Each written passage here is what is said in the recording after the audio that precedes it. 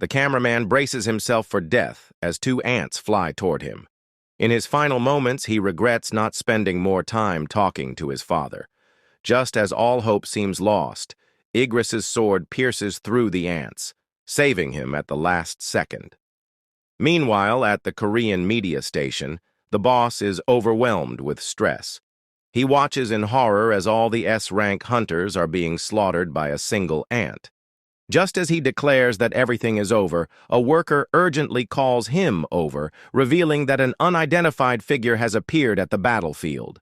Unable to believe what he's seeing, the chief immediately orders the broadcast to resume live coverage, exclaiming, "Nothing will stop us now."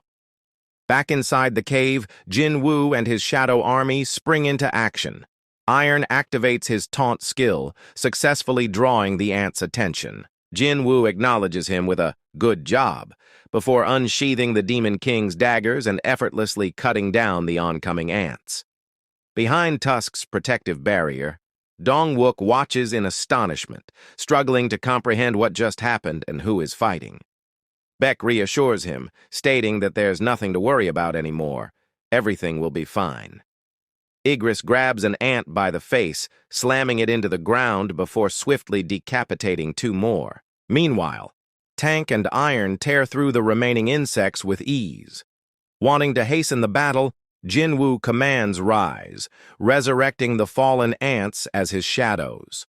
The petrified cameraman narrates the unfolding scene for the live broadcast, stammering that he has no idea what's happening.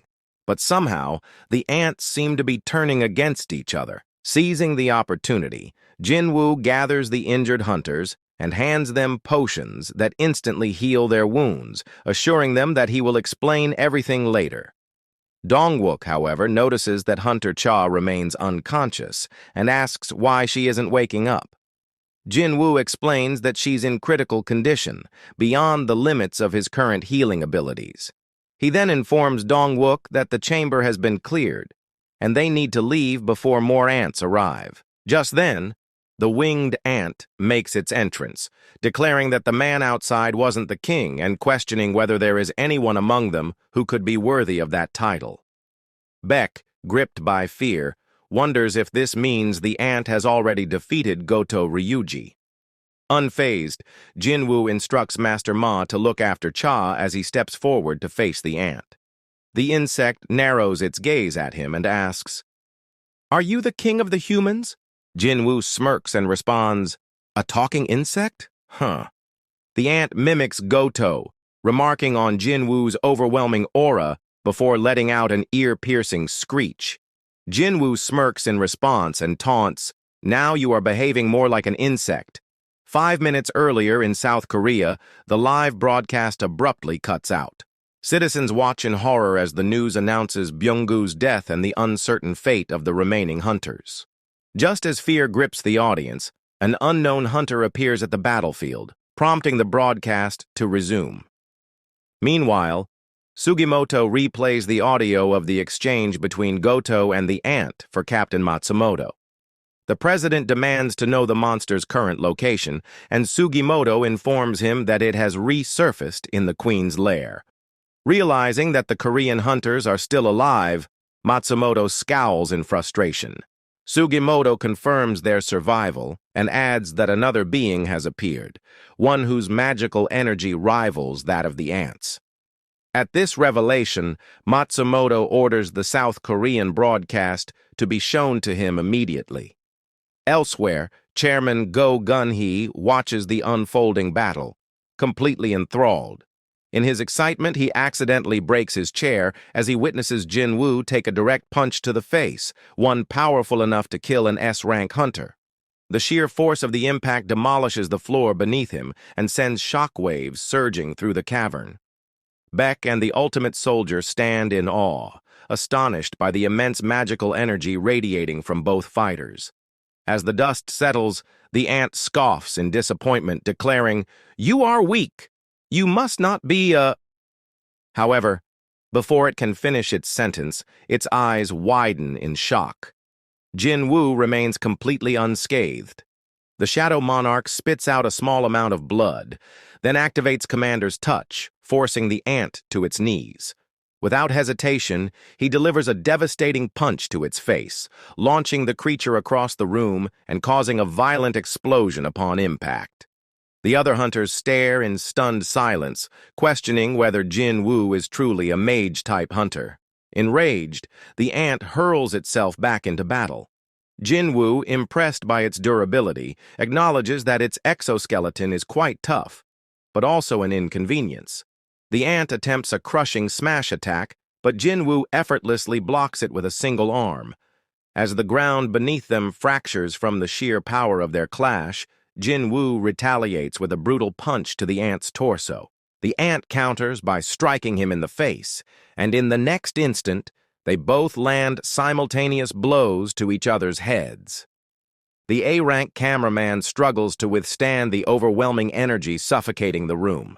The sheer magical pressure alone makes him feel as if he might lose consciousness at any moment. At that instant, the ant comes to a terrifying realization. It is losing in a contest of raw strength. Staring at Jinwoo in disbelief, it begins to question the true nature of the human standing before it. Jinwoo and the ant strike each other simultaneously, generating a powerful shock wave that sends them both hurtling backward. The ant, stunned by the impact, stares in disbelief as fractures spread across its exoskeleton, muttering, "Impossible!" It barely has time to react before Jin appears in front of it again, delivering another crushing blow that propels it even further. The ant quickly counterattacks, lashing out with its razor-sharp tongue, slicing Jin's cheek as he leaps away. However, as Jin takes a knee, he feels a toxic sensation spreading through his body.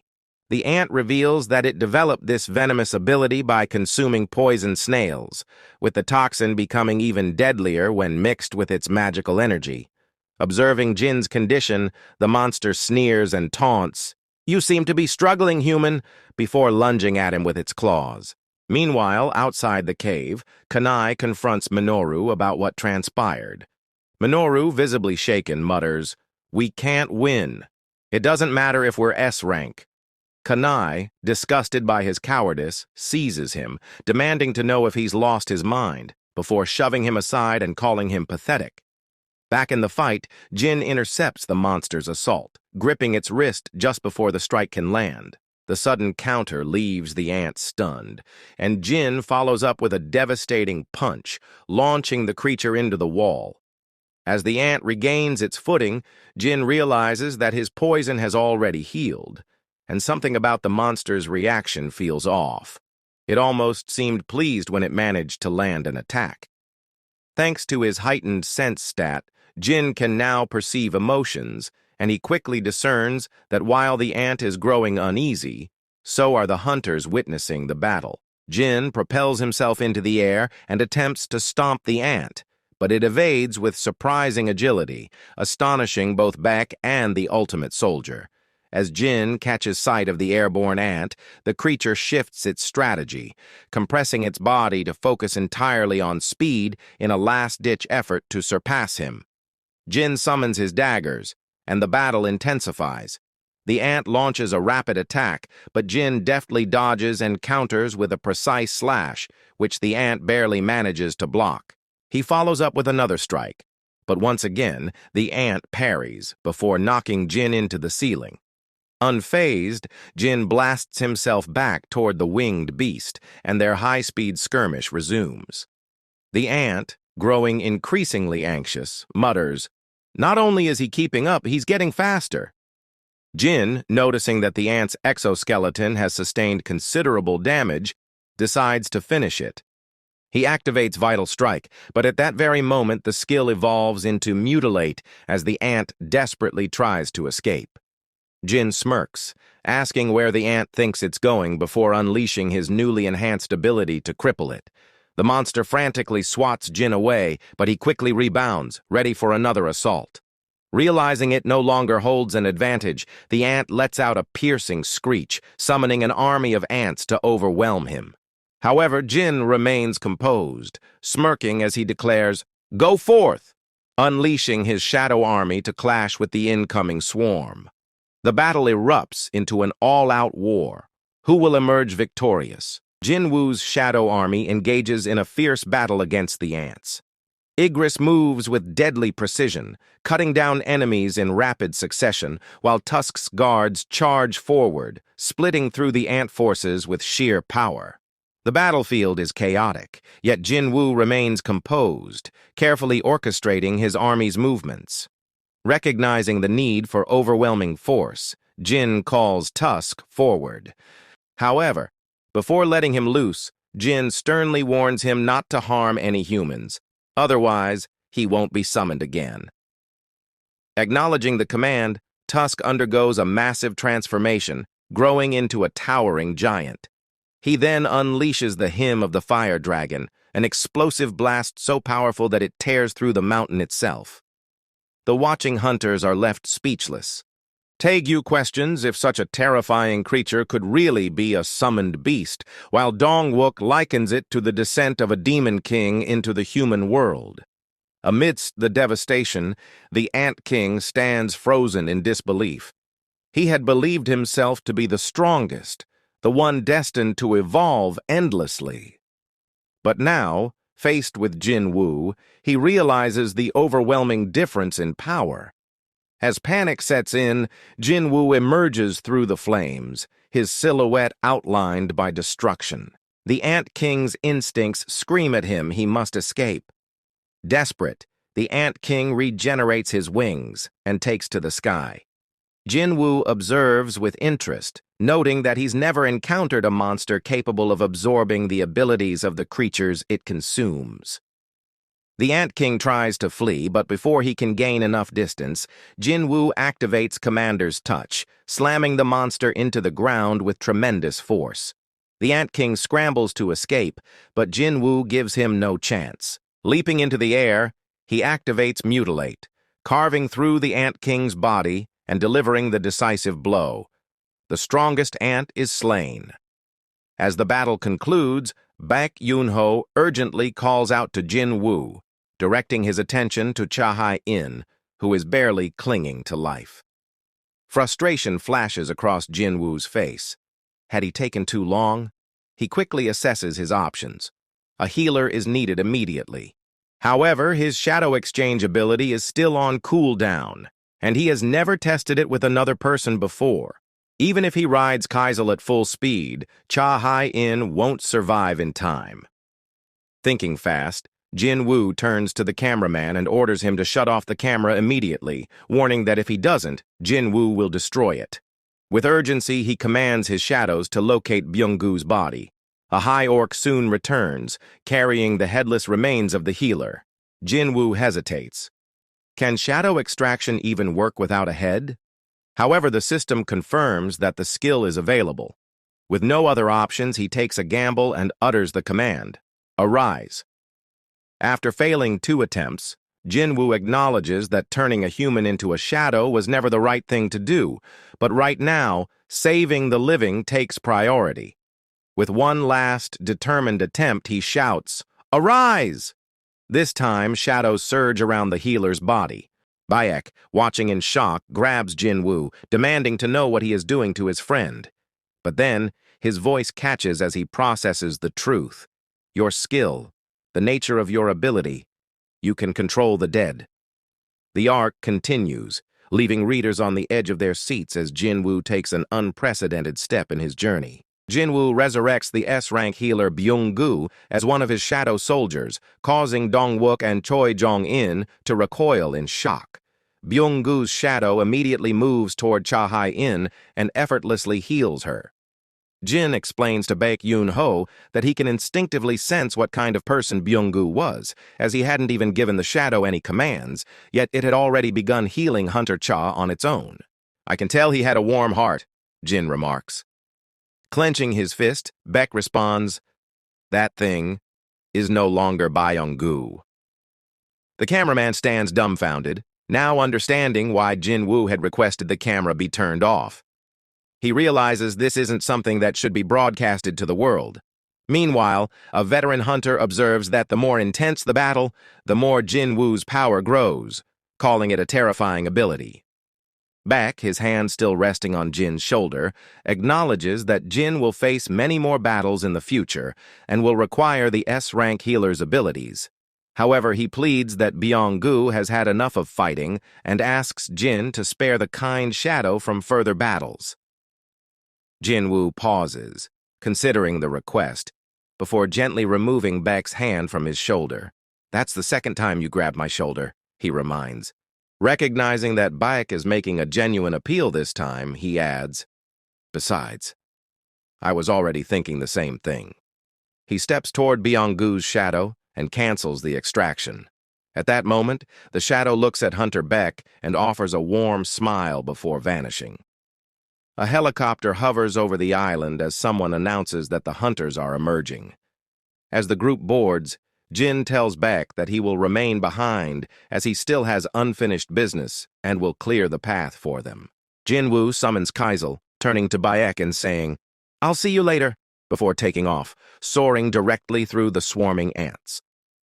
Out at sea, Minoru reflects on his harrowing experience with the monstrous ant, convinced that the raid was a complete disaster and that no one could possibly defeat such a creature. However, Sugimoto dismisses his concerns, stating that the raid is officially over. Minoru, visibly shaken, exclaims, "Impossible!" Meanwhile, Sugimoto recalls his earlier conversation with Goto prior to the raid. Suddenly, alarms blare as they receive reports that the ants are beginning to spread, prompting the fleet to prepare for battle. Back in the cave, Jinwoo's shadow army wipes out the remaining ants while the mage-type soldiers incinerate the eggs. Jin notes that even eliminating the unborn ants contributes to his experience gain. As he rummages through his inventory, something catches his eye. He retrieves the Demon King's longsword. Deciding to experiment with it, he subjects the unhatched ants to a surge of electricity, realizing that leaving the weapon unused would be a waste. Without hesitation, he uses it to eradicate the remaining eggs. In the United States, David Brennan, director of the Bureau of Hunters, watches footage of Jinwoo. Michael Connor, his associate, explains that a hunter capable of controlling hundreds of soldiers is a rare anomaly, and that such power is wasted in a small country like South Korea. David nods in agreement and inquires if there's any additional information. Michael then reveals details about the Sung Il-hwan case, explaining that Jinwoo's father was discovered and detained inside a dungeon in the northeastern United States. He adds that this is the perfect opportunity since no other nations are aware of the situation. David acknowledges the strategic implications of taking two of South Korea's S-rank hunters and how it could impact diplomatic relations. Michael then asks, "Isn't he worth the risk?" After a moment of contemplation, David responds, "Can you make it happen?" Back in the cave, Jinwoo finishes up and finally reaches level 100. As he stands before the lifeless Ant King, sensing its overwhelming aura, he utters the command, "Arise." At that instant, he is engulfed in darkness, unable to perceive anything, questioning whether the extraction was successful. Suddenly, he returns to normal, relieved that he did not fail. Before him, a newly created shadow soldier of general rank kneels in allegiance. After summoning the S-rank killer Ant, Jinwoo notices an unfamiliar rank, General. He has never encountered this designation before and deduces that it must be the next tier above Elite Knight, suggesting that this Ant is significantly stronger than his other shadows. As he prepares to add the queen to his army, the newly resurrected shadow suddenly speaks, startling Jinwoo by asking for a name. Confused, he questions how the ant can talk, to which it hesitantly responds, "I always could." This makes Jinwoo wonder if the ability to speak is tied to the ant's previous capabilities in life. However, he recalls that Iron, Byung-gu, and Tusk, who were powerful in their own right, were unable to speak after being turned into shadows. This leads him to speculate that speech might be linked to ranking and that his other shadows could potentially gain the ability if they level up. Testing the ant's loyalty, Jinwoo asks if it will still obey him despite the fact that he was the one who killed it. The ant replies that it is not truly dead, but rather reborn through Jinwoo's power, expressing overwhelming joy and unwavering devotion to him. The shadow soldier once again requests a name. Jin-Woo initially considers calling it Emmy, which translates to ant in Korean, but finds it too simplistic. Instead, he recalls the well-known author of the ants and decides to name the shadow Beru, giving it a unique identity apart from the rest of the ants. With that settled, Jin-Woo turns to the queen and commands, "Arise," successfully summoning her as a shadow of general rank. However, as soon as the queen is revived, Jin-Woo notices his connection to Beru weakening. Beru explains that the queen's innate ability allows her to control the ant colony, which means his own authority over the ants is being overridden. Jinwoo observes that the queen possesses far less magic power than expected for her rank and asks for an explanation. Beru clarifies that the queen's primary function was reproduction, and without a physical body, she can no longer fulfill that role. Since she lacks combat capabilities, Jinwoo determines that there is no need for two rulers and cancels the extraction. As the shadow soldiers begin gathering magic crystals, Jinwoo halts them, stating that the crystals will be used to help rebuild Jeju Island. He notes that Beru's magic crystal alone will be sufficient for his needs. Jinwoo then contemplates how to deal with the remaining ants. Beru informs him that the surviving ants are dispersing now that their leader is gone.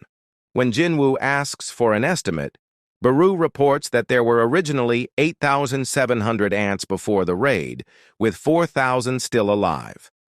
Surprised by the high number of survivors, Jinwoo asks if Beru is capable of wiping them all out. The shadow ant confidently responds, "If you give me an order, master." Meanwhile, aboard the evacuation ships, Park Jong-soo, the guild master of the Knights Guild, shouts in alarm as the ants take flight toward them. The hunters aboard the ships launch magical attacks, causing explosions in the sky.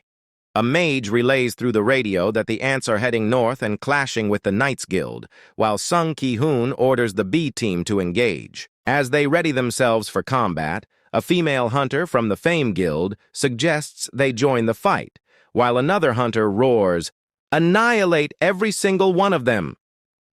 Amidst the chaos, a hesitant hunter warns that the ants are as formidable as B-rank hunters, urging everyone to maintain formation to uphold the reputation of the Reaper's Guild. Meanwhile, a once arrogant movie star-turned hunter begins to panic, prompting another hunter to mock him for being all talk. As the ants reach the shores of Korea, Lee Ju-hee asks Song Chi-yul if he believes they can handle the threat. Just as the ants charge forward, something tears through them at an astonishing speed. Shocked, Ju-hee questions what just happened, while a fire mage, unable to track the movement with his eyes, remarks on the sheer velocity of the attack. The scene then reveals that Beru is ruthlessly tearing through the winged ants. It took 2 days for the guilds to eliminate all of the ants. The insects had traveled so far that they even reached the mainland of China. After enduring 2 days of exhaustion and lack of sleep, the hunters found themselves facing a second wave of ants approaching. One of the men requested permission to open fire, but the captain refused, explaining that a particular hunter intended to handle them all at once. This hunter, observing the sheer number of ants, casually remarked on it before telling them to rest in peace in the ocean. With a single slash of his blade, he obliterated the ants mid-air, causing them to explode. Watching the remnants fall, he lamented that if the stronger ants that battled Sung Jin-Woo were still alive, it would have made things more thrilling, calling it unfortunate as fragments of the insects rained down into the sea. Meanwhile, in the United States, a woman inquired about the situation. A man responded that the only link between Hwang Dong-soo and Sung Jin-woo was the possibility that Jin-woo had eliminated Dong-soo's older brother. He further explained that Dong-soo was now determined to take revenge. The man asked if that was the official conclusion, and the woman confirmed it. The man was revealed to be Thomas Andre, the guild master of the Scavenger Guild. He expressed concern that under these circumstances, It would be much harder to meet Jinwoo, calling it a pity. The woman, whose name was Laura, asked what he would do if they ended up in a confrontation. Thomas, exuding confidence, asked if she still didn't understand his nature. Declaring that Huang belonged to the Scavenger Guild and that the Scavenger Guild was his, he crushed the TV remote in his grip. He then declared that he would never forgive anyone who dared to lay a hand on what was his, even if it were the American government. On the third night of the Jeju raid, the military and representatives from the Knights Guild arrived on Jeju Island to gather the remaining magic crystals as a precaution. While working, Park Jong-soo shared a story about a man who had incredibly bad luck. This man had always worked hard, aspiring to become a gold medalist. He trained relentlessly, lost weight to compete in a lower weight class, and endured grueling preparations, all in pursuit of his dream. Finally, he was on the verge of achieving it. His doping test came back clean, he had no nightmares the night before, and he was in peak condition. However, at the last moment, he unexpectedly awakened as a hunter. Because of this, he was detected by the magic meter and was immediately disqualified from competing. That unfortunate man was none other than Park Jong-soo himself. As they continued collecting crystals, a lone ant appeared, but the leader of the Knights Guild swiftly eliminated it. Jong-soo reassured everyone that even if there were a few leftover ants, the guild was more than capable of handling them. Just then, his second-in-command called out to him in alarm, and the military let out a gasp. Someone was emerging from the shadows. Startled, Jong-soo demanded the figure identify itself, as only the association and soldiers were supposed to be on the island. The hunters speculated that it might be another hunter, while the military threatened to shoot if the figure didn't comply. Then, to everyone's shock, the figure spoke in an eerie, monstrous language. Park Jong-soo stood frozen. Suddenly, a sharp snap of fingers echoed through the cave, and in an instant, all the hunters, soldiers, and others present collapsed, unconscious. A beast-like creature addressed a blue-skinned monster, questioning its actions. The blue monster casually responded that there was no need to cause a commotion and that he had merely put them to sleep. The blue creature then asked if the beast checked. The beast assured him that it was his power. He remarked that something about the situation felt off and wondered why the he was even aiding humans. The beast sniffed the air and sneered, commenting that it reeked of decayed insects. He then mentioned that if she had been here, she would have been terrified. The blue-skinned creature, referred to as the Blue Monster, stated that the hunt would continue as planned and opened a portal. However, before stepping through, the beast-like monster noted that there was something, or someone, else present and asked if they should eliminate it. The Blue Grandpa refused, saying he wanted no further involvement. The beast scoffed, calling him a coward, before slashing open his own portal and stepping through. After the Jeju Island raid and solo leveling, discussions and debates erupted everywhere. This raid marked Jin-Woo's first official mission as an S-rank hunter. However, despite his achievements, he couldn't completely escape criticism for joining the battle later than expected. While some people supported him, many others remained skeptical, as lives had been lost during the raid. As Jin-Woo walks back, Baek Yoon-ho approaches him, admitting that he never believed a single hunter could turn the tide of war on their own. However, after witnessing Jin-Woo's feats, he starts to reconsider his stance. Baek encourages Jin-Woo to stand tall, reminding him that he was the one who ended this grim chapter. Meanwhile, Jin-Woo briefly makes eye contact with Hunter Cha Hai-in, but she quickly looks away, blushing, an action that momentarily catches him off guard. A total of 4,801 hunters participated in the Jeju Island raid. Among them, 727 were merely ordinary awakened individuals. Sadly, 64 hunters and 32 civilians perished in the battle. Later, Jin-Woo meets with Chairman Go Gun-hee, who asks if he intends to establish a guild. He informs Jin-Woo that as an S-rank hunter, he does not require a guild master permit. He only needs to inform the association. Jin-Woo confirms his interest. thinking to himself that he should take the time to fully understand the privileges of being an S-rank hunter. However, before he can continue the conversation, the chairman suddenly asks if he placed some sort of barrier over Jeju Island. This question surprises Jinwoo, but Gun-hee elaborates, explaining that people who ventured to collect magic crystals and clear out the remaining ants mysteriously lost consciousness. Jinwoo denies having done anything like that and asks what the victims recalled after waking up. Gun-hee explains that they had no memory of what happened before they passed out and could not determine if they were attacked by magic. One of the chairman's staff members interrupts, informing him that a guest has arrived earlier than expected. Chairman thanks Jinwoo for his time and excuses himself. Jinwoo, deciding he should leave as well, heads toward his vehicle. As he approaches his car, a man stops him and asks if he is Sung Jinwoo. Introducing himself as Senior Agent Adam White from the United States Bureau of Hunters, the man explains that he previously attempted to visit Jinwoo's office but couldn't find him, so he had no choice but to come to the funeral. This reminds Jinwoo of what Yoo Jin-ho had mentioned earlier about a foreigner searching for him.